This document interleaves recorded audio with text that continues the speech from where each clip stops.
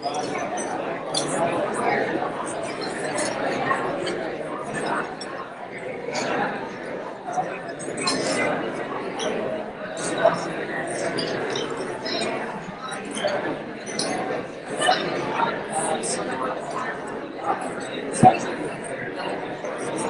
me know when you want to go to the slide. Okay, all right, go right to it. Show me. This meal we had here tonight, pretty awesome. Yeah, let's give a big round of applause to our servers and our chef.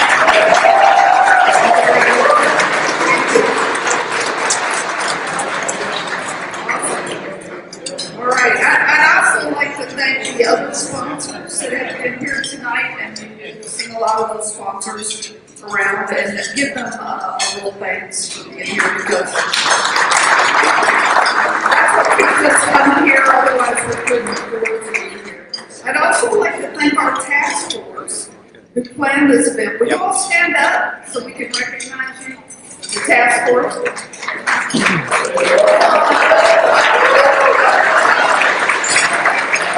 Working on this for a year. Thank you so much. And next,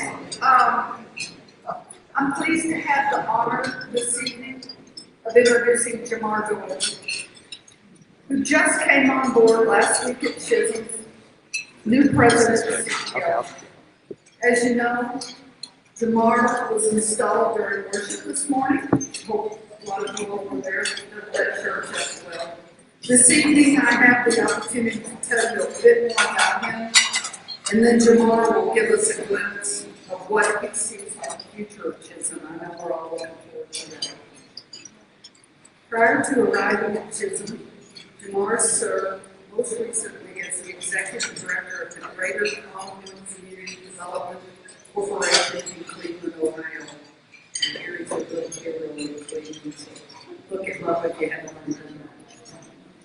When he took the reins of the organization in 2018, it was in crisis. In a few short years, he stabilized the organization by growing the funding and increasing the operating budget to $1.4 million and the staff to 16. Prior to this role, Jamar was the assistant director of the St. Clair Superior Development Corporation, also in Cleveland, Ohio. In his work, Jamar has done a great job bringing different voices and lived experiences to decision-making tables so participants may better exercise their agency in developing solutions for their communities. Jamar is civically active in the Cleveland community. He currently serves as Vice President of the Board of Directors for the Ohio Community Development Corporation Association, a 300-member strong statewide association focused on strengthening Ohio's communities. He also serves as the commissioner on the Cleveland Metropolitan School District's Bond Accountability Commission. An independent organization created to monitor the expenditure of funds for school construction projects. Jamar grew up in the AME Zion Church and remains active in his family's home church in Cleveland. The CHHSM Board Search Committee felt that Jamar's experience in developing partnerships with and between organizations and agencies sectors, his familiarity with CHHSM membership sectors, including housing and youth services, his skill in growing organizations, and his passion and experience in advancing racial equity and inclusion will enable him to continue to grow at CHHSM and to support CHHSM members in advancing their missions. Jamar lives in Cleveland with his husband, William Christmas, who is also with us this evening. Would you please join me in welcoming Jamar Doyle to speak to us as President and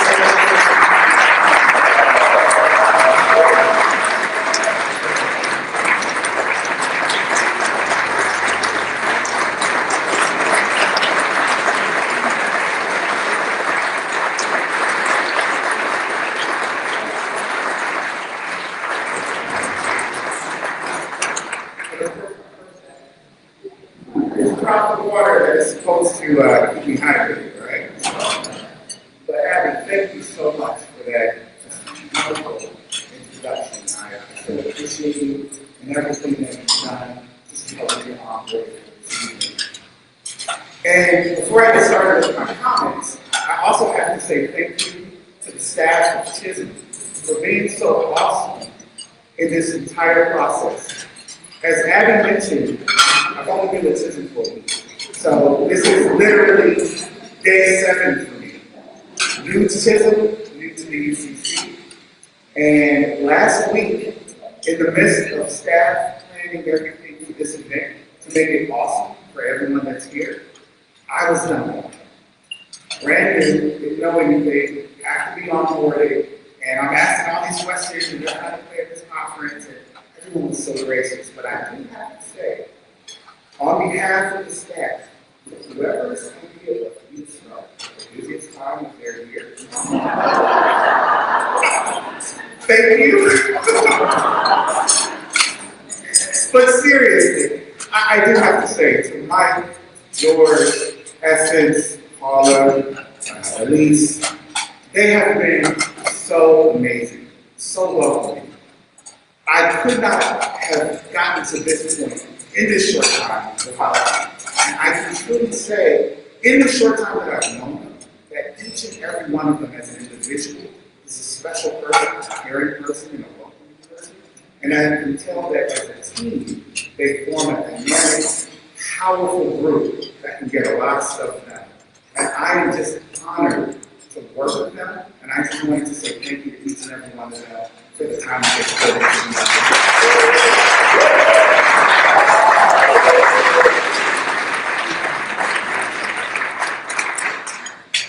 And so with that, I am pleased to stand before you tonight in this, my first formal address as the President and CEO of the Council for Health and Human Service Ministries. I'm honored and excited to have been called to this role, and I'm humbled that all of you have placed your faith in me to guide this historic organization at a time when the needs of so many are so great. But before I get into that, I want to tell you a little bit about who I am. Most of you don't know. You may not know who I am as a man, as a leader, and as a servant of God, nor why maybe I chose to take this division. So let me tell you a little bit about that. As Abby mentioned, I was born and raised in Cleveland, lived there for most of my life, with the exception of going to college. For the past 15 years, as Abby mentioned, I worked in Cleveland's community development industry, most recently at Greater Commonwealth Development Corporation.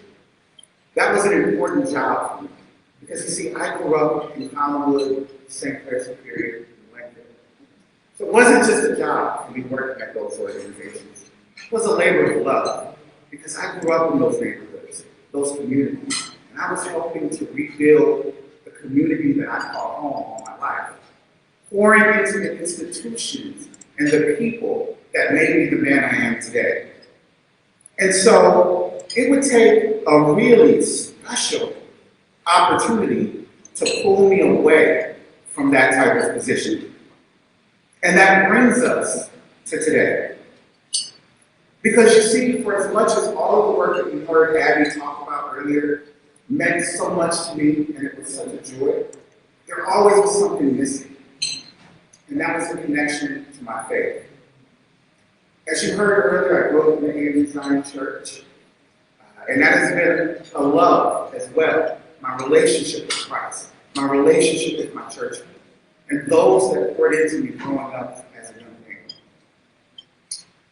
And so much so that as I became a teenager, I felt a call to greater service to the church, to the community, and even to go into the ministry. But fully transparent today before you all, at that same time as a teenager, a young black male, I was also finding out who I was as a person. As a black gay man, growing up in the church. I mean, you have to remember this is 20 years ago. So, being Christian, being gay, a lot of times was viewed as an oxymoron. And it created a bit of turmoil inside of me, particularly as a teenager. And so I ran from that call. I ran from that call. But I never lost my faith. I never lost my relationship with God. And I believe that's why God led me to always work in the helping fields. And I believe that those positions that I've had have led me to this point today. That 20 years later, I'm strong enough to stand and share that story with all of you, to stand on the history and the experiences that I've had in the course of my life, things that I believe now have prepared me for this moment. And I am just so grateful, eternally grateful, because just in the short time that I've had to interact with so many of you in this day and a half, and please don't ask me to remember everyone's name. It's about 120 some people in here. But the love that I have felt, the welcoming, the fact that the table is open to all and expresses God's love has meant so much to me already in this short time that I know that I felt led here by God. So while I'm eager to get started, I also recognize, as I've mentioned, I'm new. There's a lot for me to learn. So one of my top priorities as president is to just listen in these first few months, to understand more deeply the history and strong foundation of this organization. I commit to reaching out so that I can hear from you, our members, our board, our staff, our church, and our community partners, to understand each of your unique perspectives, your challenges, and your opportunities within Chisholm and within the communities that you serve. I commit to working hard with you and for you, operating with integrity, passion, and compassion. I'm not perfect. I'm new, I'm learning, and I know I will make mistakes. But when I do make mistakes, I promise to own up to them so that we together can correct those mistakes, fix those missteps, and move forward with grace. And I ask in return your own grace and compassion as I begin this journey and begin to learn each of you and learn your organizations and learn our relationship together. And so at this time, it is an honor to work together, to come together, and to make sure that our member organizations have the tools and the resources they need because of the moment we are at this point in time. Our member organizations have never been more important because the pandemic still rages, straining the health resources of our communities. The wealth gap is still widening, increasing the number of families dealing with food and housing insecurity. As the world has moved more online, the digital divide has meant that as children have had to go on to school online, many of them have not been able to make it to class. And in Cleveland, there was a story where students in the Commonwealth neighborhood were sitting outside of McDonald's because McDonald's has free Wi-Fi. That should not happen in our society.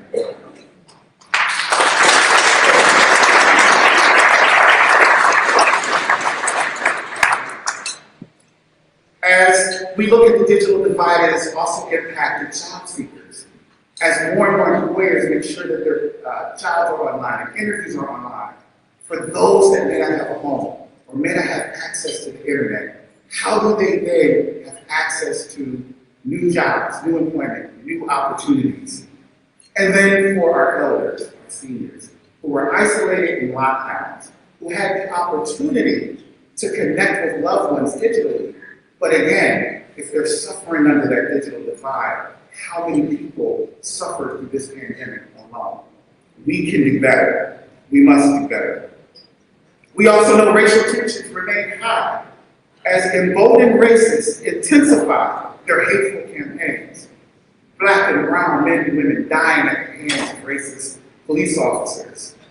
And all of this fed by media that continues to fan the flames and not speak the truth.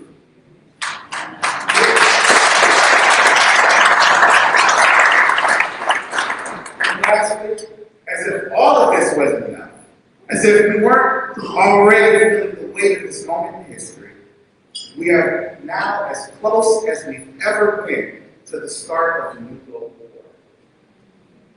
My God, Under the weight of all of this, each of your organizations has had to adjust to new service and operational realities to deal with all of the changes that have happened over the past few years. And CHHSM too has had to pivot, adding new tools, trainings, and resources to support you, our members, through this moment. And moving forward, together we will find areas where CHHSM can provide even more value in this complex environment. Because you see, the traumas of the past few years have been a mirror. It's been a mirror, reflecting to us the things that society has chosen for so long not to see. The racial and social inequities that many people are quick to ignore in our society. But you know what? We learn who we are when we are forced to acknowledge our past, face our fears, and confront the truth. This is a difficult time, but we are called for a time such as this. It is not lost on me that we are in the season of Lent, a time of sacrifice, reflection, and rebirth. This is an opportunity for all of us to reflect together on how we can meet these challenges, serving in new ways, reaching new people, and confronting injustice boldly and directly. We cannot simply go back to the way things were, a status quo that left too many people behind and hurt too many people for too long. We hear calls for let's just get back to how things were, and that is not where we should be. It misses the lessons of these difficult times. We will have gone through all of this hell for nothing if we simply return to how it was. No, we are to approach things with a new vision, to move forward from this moment, and to move forward together. And that's why I think the theme of this year's gathering is so important. Forward together. 2 words, a simple phrase that carries so much meaning as we emerge into a new normal, not the old normal, a new normal after this pandemic. Forgetting the past and looking forward to what lies ahead, I press on to reach the end of the race and receive the heavenly prize from its God through Christ Jesus is calling us. We honor the work of the past, but we are called forward to what lies ahead in this moment. We acknowledge the fact that the world has changed dramatically over the past few years, and we cannot miss this opportunity before us to have a part in creating a just, caring, and compassionate world, a world that is as right as God intends it to be. So now I will not stand before you today and say that I have all the answers, or that I have the solutions, or that I even have a specific vision for CHHSM at this moment. I'm too new for that. Again, this is day 7. And all I could offer you at this time would be generalities that mean nothing, particularly given the seriousness of this time and of this moment. No, our work moving forward is to identify that vision together, collectively. We need to find new ways to unite and meet these challenges together. It will not be easy, but pressing forward, we will define a new CHHSM that leads in this new reality. So forward together, we can put forward a vision of CHHSM that honors the past, but faces the challenges of our time. Forward together, we will strengthen the networks that we build, sharing best practices and supporting each other through each mission-driven goals that we have. Forward together, CHHSM will identify and deliver tools and resources to our members that are responsive to this moment and in the future. And there will be no question as to the value that CHHSM provides. Forward together, CHHSM's trainings, regional events, and national gatherings, they will be can't-miss events, providing industry-leading speakers, workshops, and networking opportunities, and I feel that already. Forward together, CHHSM's membership will grow on the strength of our value proposition. Forward together, CHHSM will remain financially strong and fiscally sound. Forward together, we will be united in the call for justice, and through that unity, we will forcefully combat racism, sexism, classism, and any other ism that seeks to define.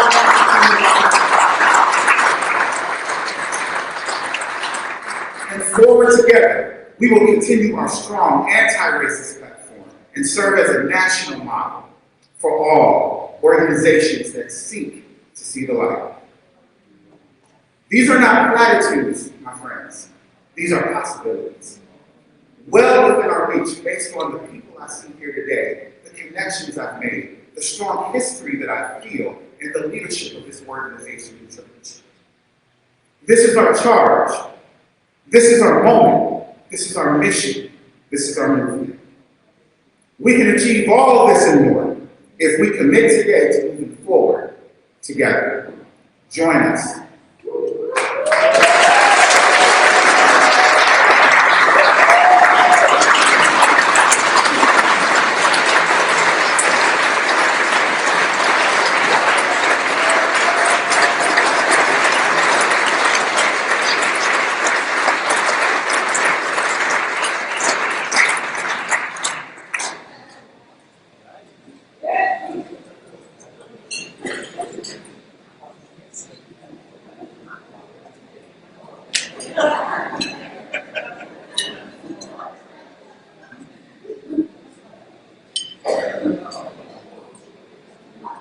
Somebody ought to say amen.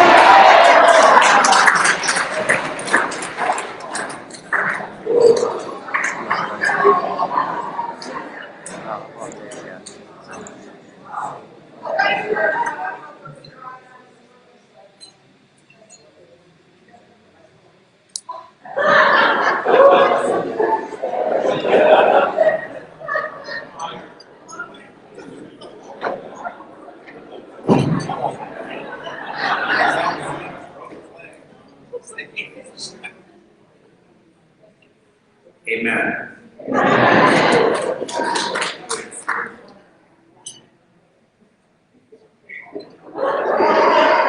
What? Tamara, thank you. And thank you all for being here and listening to that message. Wow. So I think I'm supposed to just give some closing announcements and we're going to this anticlimactic.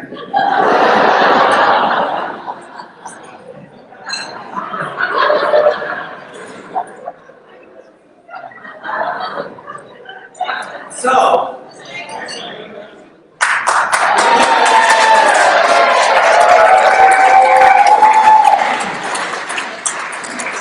I've lost the words. I'm like totally dumbfounded. Thank you. So, hi everybody. I know a few of you. My name is, for those that I don't know, my name is Peggy Mullen, and I've been associated joyfully with CHSM for a good 30 years. Wait, it's a sad story, however.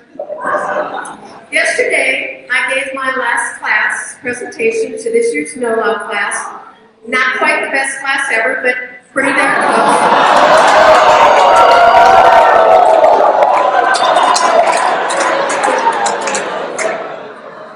And when I was done, Michael wanted to know, well, he sort of kicked me to the side, and he said, how are you gonna earn your way?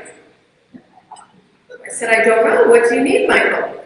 And he said, well, do you remember the little flower girls in My Fair Lady?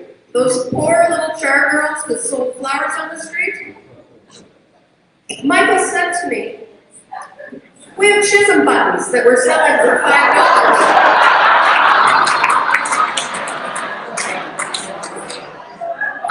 Can I go home until I sell my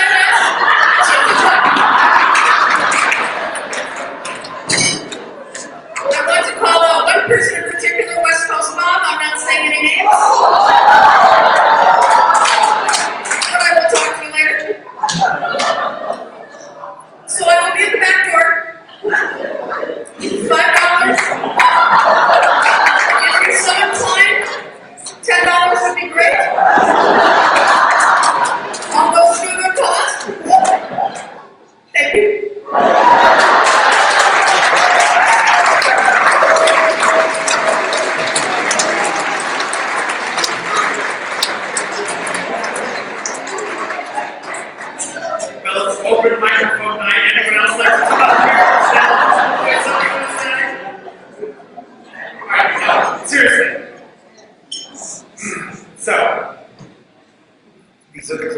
announcements, and then we're going to have some fun, okay? Because we haven't had any fun yet tonight. Tamar, welcome and thank you. That was spectacular.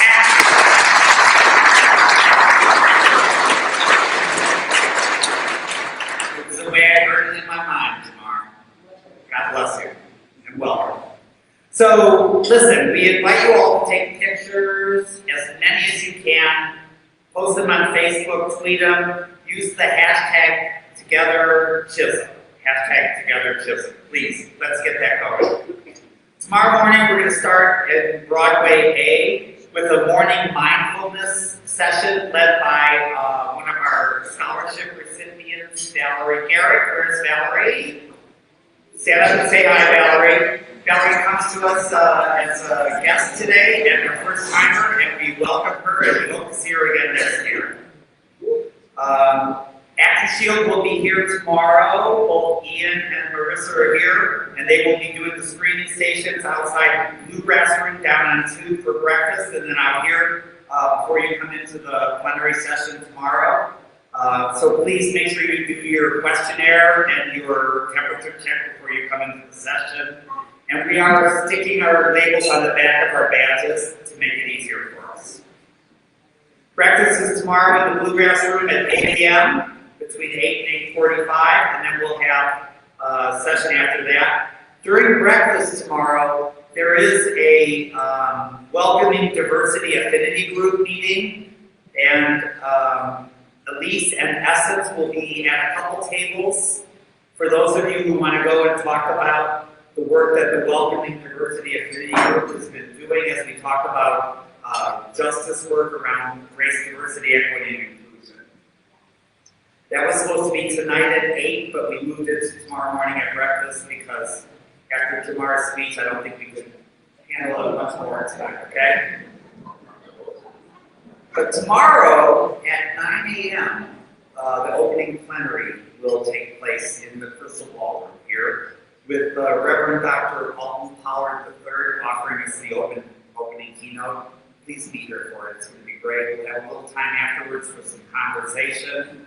And again, thank you all for being here. We welcome you. And look for the people with the badges on that have the blue ribbons on the bottom. These are your CHHSM board members. And they are really here looking to meet you and learn from you and share with you our journey together. Forward together.